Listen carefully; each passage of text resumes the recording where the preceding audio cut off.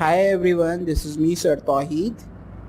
Today we are going to learn future perfect tense.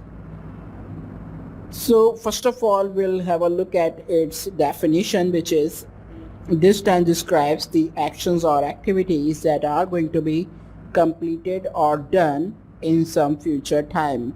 It means that this tense is used for describing those actions which will be completed in some future time, or what we expect that are going to be completed in some future time. Future time means something or some time which is not yet come or which is going to come. Maybe after 1 year, it could be a near future time, like after 2 months or 3 months, something like this. Suppose you're learning a language course and it is a 6 months course, so you can say that after 6 months I will have learned a language course. So I guess you could understand now this tense is used for those actions which will be completed in some future time, in a future time. Now let's have a look at its structure. Again, we have around 4 elements in this structure. First is subject. Subject is the doer of anything, means any person who does something is called subject. After subject we use helping verb. Here we have 2 helping verbs, but we use only one of them. First is shall have and second is will have.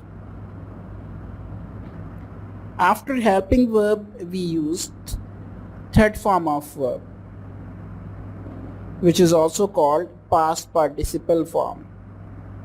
And after verb we use object. Object is something which is connected to the verb.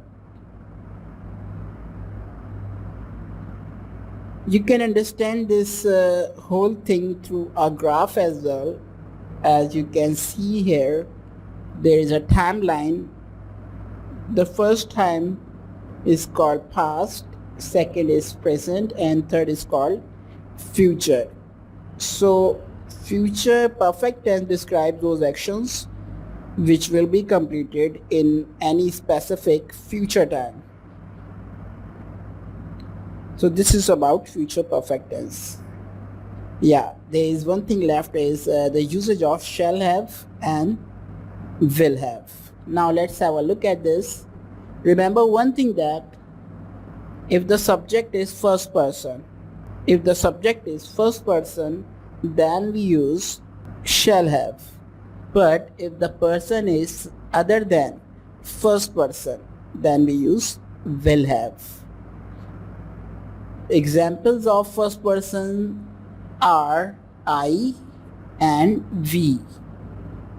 It means that whenever we talk about ourselves, we always use shall. Like I could say, I shall have completed my language course. We shall have become a doctor. So these are some examples in which we used first person as subject, so we used shall have. But if the subject is other than first person, like it may be second person or third person, then we use will have. Like you will have, she will have, they will have. Now let's have a look at some examples. Here we have first example, which is you will have started a job. Now let's analyze this sentence. Here you is the subject because you is going to do something in future, and that is about having a job. So you is subject and you is considered as a second person, so that is why we have used will have as a helping verb. After helping verb we had to use third form of verb, which we have used here as started. Means started here is as third form of verb. As we know, the first form is start. After third form of verb, we use object, which is connected to the verb, is a job. This is something about a job which you are going to start. And this is an affirmative sentence. You will have started a job. As always, if you want to make it a negative sentence, you'll have to put not after helping verb. So we'll use not after will. And the sentence will become like this: you will not have started a job. It means it is said that you will not have started a job. It means that we are talking about some specific future time, and we say that at that time you will not have started your job. But if we want to make it an interrogative sentence, we'll have to use helping verb before the subject. So the sentence will become like this: will you have started a job? And then put question mark in the end to make it an standard interrogative sentence. It means that it is being asked that if you are going to start a job in some future time. Now let's have a look at the second example, which is she will have finished the work. She will have finished the work. If we analyze this sentence, so the first word is she, which is a subject, because she is going to do some work. After she, we have used will have because it is a third person. She is a third person, so we have used will have. She will have. After helping verb, we use third form of verb, and the verb here, the verb is about finishing something, so we have used its third form, which is finished, whereas its first form is finish.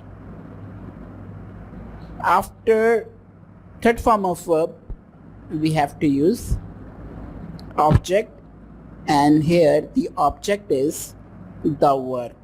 She will have finished the work. It means that we are saying that she is going to finish this work, and she is doing some particular work, and it is known what kind of work she is doing.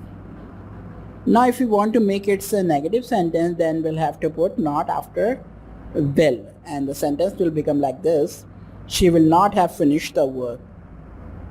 This is a negative sentence.